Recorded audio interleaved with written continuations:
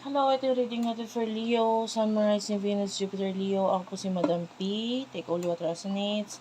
Kung hindi ka pa nakaka-subscribe sa channel, hit na lang ng subscribe button, notification bell. Ma-appreciate ka lahat ng likes, comments, and shares. If you want to book a personal reading, Madam Space P. Space pa sa dulo.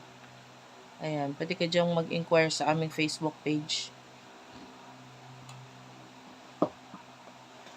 Okay, pag di mo search hashtag Unicorn Princess Tarot para ma-search mo siya. Let's start. What do we have here for the sign of Leo? Sun, Rising, Venus, Jupiter, Leo. May mga sinishare din akong video din sa Facebook tsaka sa TikTok. Yan, TikTok Unipre. O kaya at Unicorn Princess Tarot, pwede mo yan i-search. Na hindi ko sinesearch, na hindi ko na-upload dito sa YouTube. So you might want to check it out. Like for example, ito, kung paano mo gagawing lucky or swerte yung mga kamay mo. Ano magandang gawin na makakatawag ng money. So if you want to check it out, doon na lang sa aming Facebook, TikTok. Madam Unicorn P, yan yung aming Instagram. Leo, let's start. Gemini, Libra, Aquarius, Aries. Leo, Sagittarius, ito sa iyong main energy. 3 of Swords, 7 of Wands. Wait lang. May mga times tinatakpan ko yung part ng card na hindi pwedeng ipakita. Kasi medyo maselan si YouTube. Ayaw niya ng mga walang suot. Usually sa card may mga ganong picture. 3 of Swords, 7 of Wands.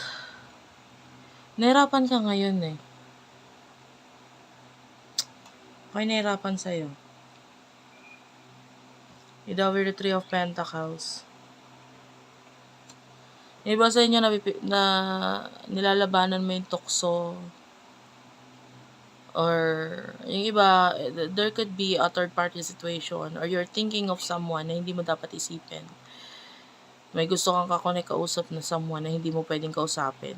So, part of you is ang hirap, diba? Kasi gusto mong makipag-connect, communicate, or makita itong taong to, pero hindi pwede, you're not allowed to. May iba sa inyo because of iba-iba eh. Yung iba kultura, maybe yung iba sa inyo masyado ka pang bata, hindi ka pa allowed sa magaganto ganyan.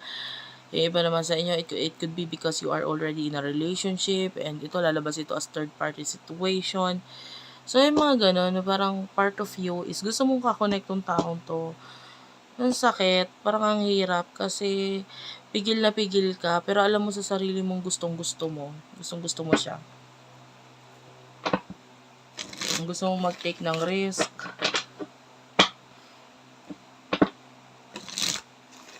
Person na nakakonect mo. Sino to? Four of Wands is here. Okay, yung iba sa inyo, kung hindi ikaw yung in a relationship, pwedeng itong person na to. So, isa pa ito sa dahilan. Pwedeng itong person na to, siya nagbibigay sa'yo ng stability or somehow nagiging maganda yung sarili mo. Parang nagugustuhan mo yung sarili mo the more nakikipag-connect ka dito sa person na to. Kasi parang natutulungan ka niya kahit paano magkaroon ng mga achievements, maging, you like who you are when you're with this person.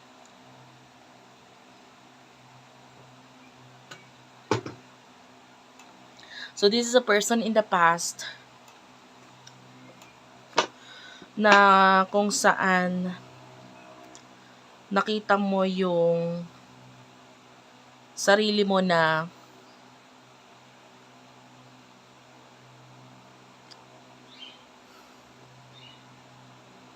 mas madali yung buhay or naging mas madali yung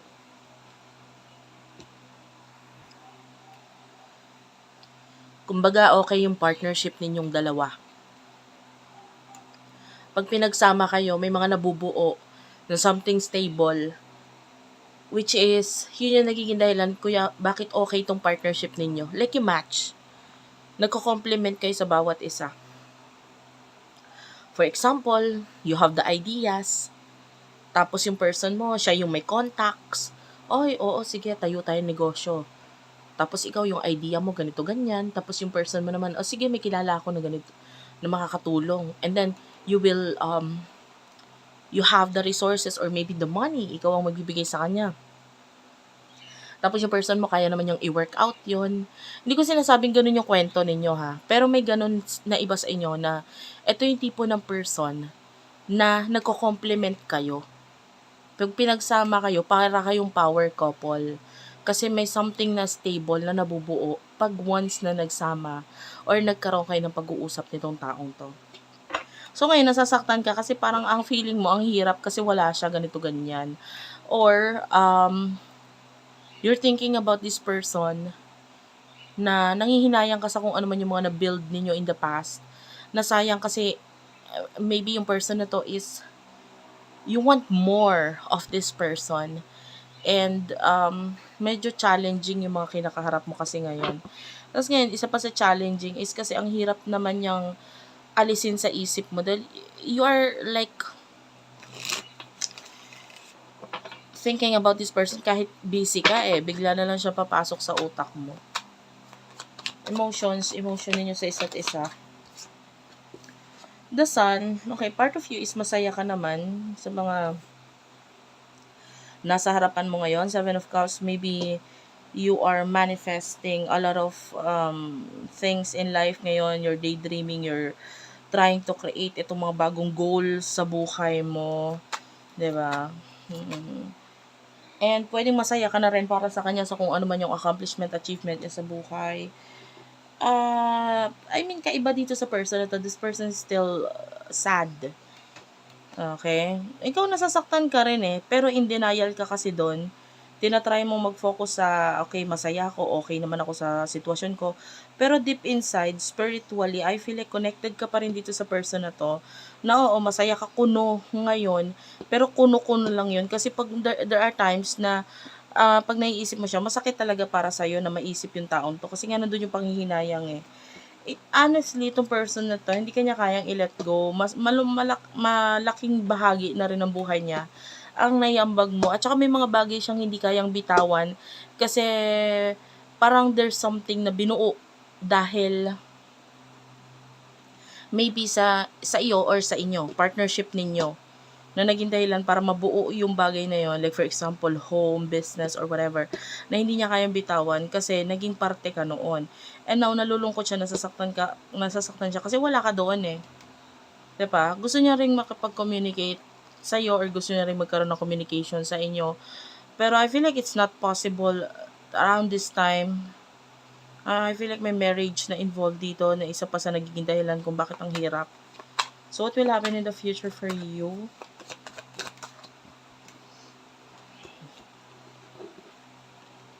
Knight of Pentacles, Queen of Cups. And then your future for you. Okay. Knight of Swords and Two of Wands. Eto person na to, nakakita tayo ng mga plano sa kanya. Kaya lang, yung plano is nandyan. Sabi ko nga nagko-compliment kayo So, I feel like you match. It's just that, kailangan yung action is magsimula sa'yo. Kasi pag siya masyadong padalos-dalos or, kumbaga, it takes two para i-work out yung partnership, yung relationship, yung connection na ninyong dalawa. So, kailangan meron munang humakbang para magkaroon ng, isa katuparan yung connection na ito.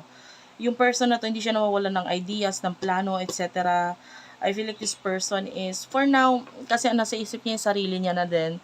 So, I feel like kino-consider niya na this person is still waiting. Naghihintay siya maybe communication or connection mula sa'yo.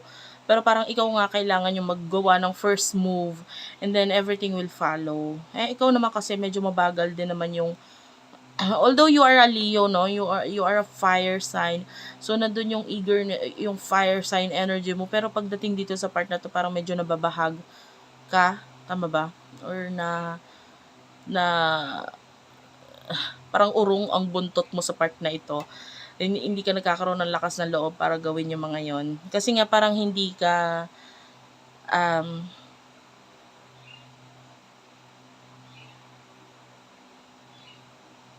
Parang I feel like you are willing na ibigay yung sarili mo once na nakita mo yung pwede mo nang ibigay yung sarili mo sa kanya. Kasi I feel like if this person is committed, is still committed, ang mahirap sa kanya, nahirapan siya mag-let go dun sa person na connect niya. Kasi parang naghihintay rin siya ng part sa'yo na, oh, sige, pakita mo naman sa akin yung dahilan kung bakit kailangan ko na let go tong person na to. Parang hindi niya rin kasi makita sa'yo yun. 'Di ba? Na willing ka makipag-connect sa kanya. So anyway, thank you for watching. I love you all and bye-bye.